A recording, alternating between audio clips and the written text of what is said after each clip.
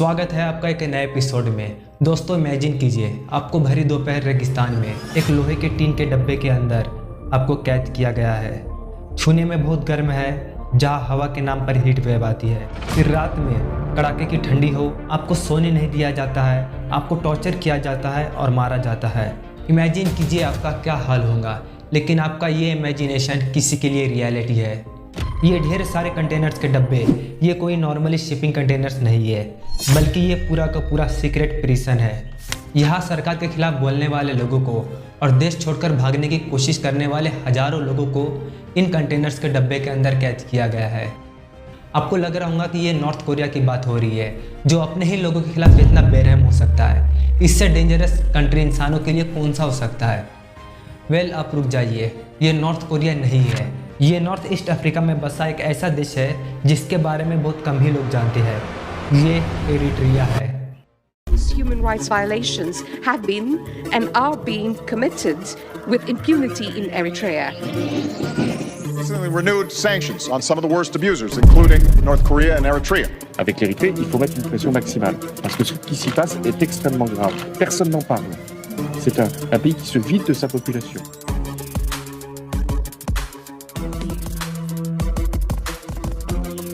There's no freedom of expression. That's as brief as it gets there.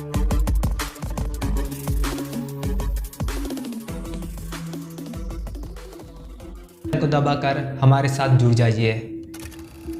दोस्तों, dictatorship के मामले में Eritrea north Korea जितना सुर्खियां नहीं बटोरता और इसीलिए वो ज़्यादा फेमस भी नहीं है। ऐसा इसीलिए भी हो सकता है क्योंकि एरिट्रिया न्यूक्लियर कंट्री नहीं है। यहाँ पर ह्यूमन राइट्स का वो हाल है जैसे इंडिया में यूथ का फ्यूचर का है।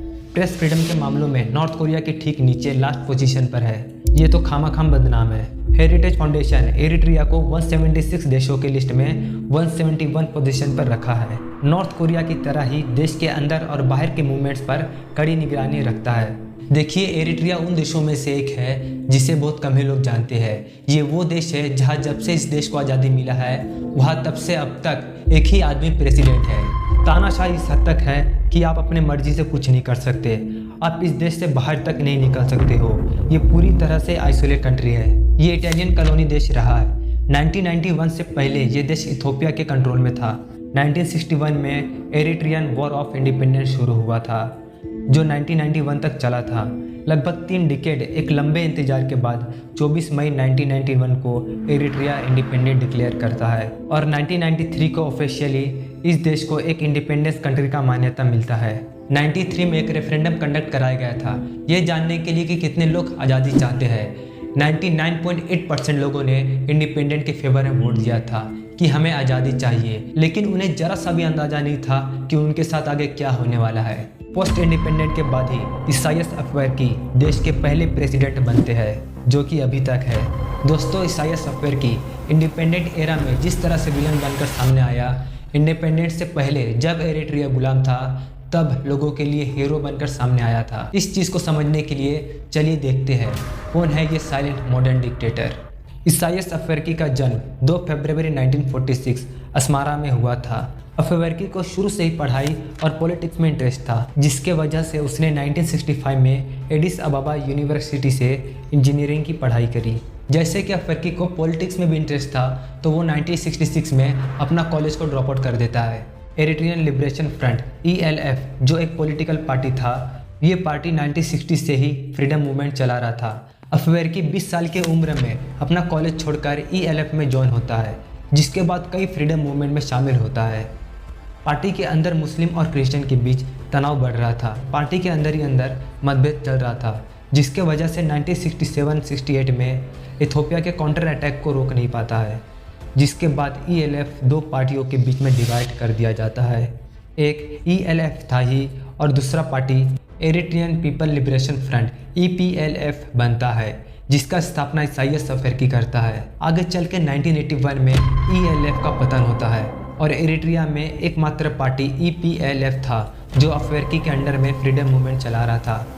एरिट्रिया की इंडिपेंडेंस के लिए वॉर अगले 10 साल तक चलते रहा और फाइनली 24 मई 1991 को आज़ादी हासिल करता है। आज़ादी हासिल करने के बाद EPLF को एक प्रॉपर लीगल पॉलिटिकल पार्टी के रूप में इस्टेब्लिश करते हैं, जिसका नाम people front for democracy and justice रखा जाता है, जो इरिट्रिया के इंडिपेंडेंस एरा में एकमात्र पॉलिटिकल पार्टी है। अफवर्की ने डेमोक्रेसी एंड जस्टिस का डेफिनेशन लोगों के सामने जिस तरह से रखा, उसे हीरो से विलन बना दिया। इरिट्रिया एक गरीब, highly militarise one party state है। मिलिट्री रिजर्व पर कैपिटा के मामलों में ये सेकंड पोजीशन पर है। यहाँ पर एक फैक्ट ये है कि वर्ल्ड फैक्ट बुक के अनुमान है कि इरिट्रिया हर साल अपनी सेना पर अपने जीडीपी का लगभग 10% खर्चा करता है, जो कि अमेरिका के खर्चा से लगभग 3 गुना ज़्यादा है। मेल और फीमेल के लिए कंपलसरी भर्ती है। हाई स्कूल खत्म होने के बाद कभी भी बुलाया जा सकता है, चाहे 50 की उम्र का क्यों ना हो जाए। आर्मी का इस्तेमाल सिर्फ वॉर या डिफेंस के लिए यूज़ नहीं करा जाता है, बल्कि देश के अंदर इंफ्रास्ट्रक्चर डेवलपमेंट जैसे रोड वगैरह काम कराने के लिए भी यूज़ करा जाता है। कभी आर्मी तो कभी मजदूर, ये लोग पूरी तरह से मजबूर है। कुछ भी हो, लेकिन इरिट्रिया को नॉर्थ कोरिया ऑफ अफ्रीका कहा जाता है। भले उसके पास अपने पड़ोसियों को सीधा ख़त्म करने की क्षमता नहीं है। इरिट्रिया से आप बाहर निकल सकते हो, लेकिन इतना आसान नहीं है। अगर आसान होता तो आज इरिट्रिया का पॉपुलेशन 0 होता। वही आप अगर नॉर्थ कोरिया छोड़ते हो तो आप उनके लिए मर चुके हो।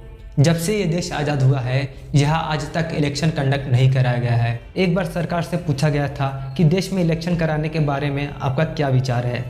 उन्होंने कहा, मेरा कोई विचार नहीं है, जब मैं 100 साल का हो जाऊंगा तब शायद सोचेंगे इलेक्शन कराने के बारे में।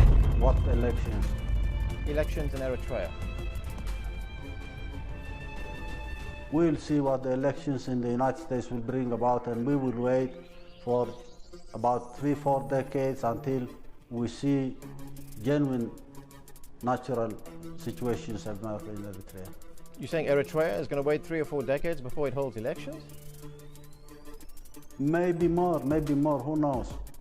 But isn't That, it... of course, depending on what you call elections, what you believe in elections, what you think in terms of elections. जैसे कि यहाँ देश छोड़कर भागने वाले लोगों को सीधा गोली मार दिया जाता है या उन्हें इन कंटेनर्स के डब्बे में कैद किया जाता है। इतना रिस्क होने के बावजूद लोग भागने की कोशिश करते हैं। 1993 से 2022 तक ऑफिशियली आंकड़ों के अनुसार 76,330 रेफ्यूजीज दूसरे देशों में भागने की कोशिश करी है। 2019 के बाद से ये नंबर काफ़ी हद तक कम हो गया है। पर ईयर ऑन एवरेज 200 से भी कम लोग भागने की कोशिश करते हैं। चलिए देखते हैं यहाँ से एस्केप करना इतना मुश्किल क्यों है। पहला तो क्लियर है, यहाँ का रूल्स एंड रेगुलेशन। किसी भी तरह से सरकार को चकमा देने में कामयाब हुए तो यहाँ दूसरा चुनौती खड़ा होता है, यहाँ का जियोग्राफी। इरिट्रिया के बॉर्डर्स के तीनों ओर गर्म रेगिस्तान है। इसके अलावा इसके पड़ोसी देश इथोपिया, येमेन, जिबूती कट्टर दुश्मन है। आपको एक ऑप्शन दिख रहा होगा, सूडान। सूडान में जाना मतलब आसमान से गिरे खजूर में अटके वाली बात हो जाएगी। सूडान ये खुद ही अनस्टेबल देश रहा है। इनके बॉर्डर्स पर आपको ढेर सारे रेफ्यूजीज कैंप देखने को मिलेंगा। ये सब इरिट्रिया से भागने वाले लोग हैं। इनके लिए कोई खाने पीने की फैसिलिटी नहीं है। कोई नहीं जानता इनके साथ आगे क्या होने वाला है। आप समझदार हो, आप इमेजिन कर सकते हो कि सरकार इनके साथ कुछ भी कर सकता है और कुछ भी करता है। आप सोच सकते हो। एमनेस्टी की इस इमेज को देखिए। ये जो आपको येलो डॉट दिख रहा है, ये पूरा का पूरा सीक्रेट प्रिजन जेलों का नेटवर्क है जो पूरे देश में फैला हुआ है। रूल्स को तोड़ने वाले लोगों को इन जेलों में कैद किया जाता है। अगर गलती से भी एक बार इन जेलों में गए तो बाहर निकलना लगभग नामुमकिन है। 90s के समय में इन गर्म कंटेनर्स के अंदर अपोजिशन लीडर और जो लोग प्रेसिडेंट के अगेंस्ट गए, उन लोगों को इनमें कैद किया गया। धीरे धीरे सोशल पावर को ख़त्म कर दिया गया। पावर से याद आया, किसी भी देश का अपना एक कॉन्स्टिट्यूशन होता है जिससे देश चलता है, लेकिन इरिट्रिया में यहाँ पर कोई कॉन्स्टिट्यूशन नहीं है।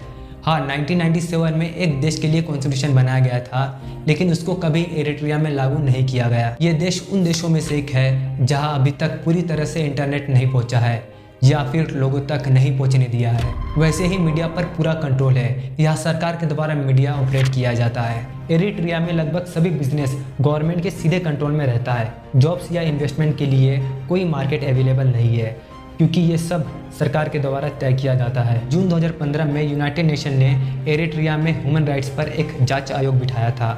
पता चला कि इरिट्रिया में बड़े पैमाने पर ह्यूमन राइट्स का वायलेशन किया जा रहा है। सरकार को क्रिटिसाइज करने वाले को देशद्रोही माना जाता है और कारावास गायब होना आम बात है। इसलिए प्रोटेस्ट और इंडिपेंडेंट जर्नलिस्ट देश के बाहर किया जाता है, देश के अंदर नहीं। इससे भी बुरा बात है कि इरिट्रिया को उतना मीडिया अटेंशन नहीं मिलता जितना कि नॉर्थ कोरिया को मिलता है। इसलिए कि इरिट्रिया न्यूक्लियर कंट्री नहीं है, नॉर्थ कोरिया की तरह समुद्र में मिसाइल की टेस्टिंग नहीं करता है देखिए, एरिट्रिया ग्लोबल लेवल पर नॉर्थ कोरिया जितना हाईलाइट नहीं है और इसका खामियाजा एरिट्रिया के आम लोग भुगतते हैं।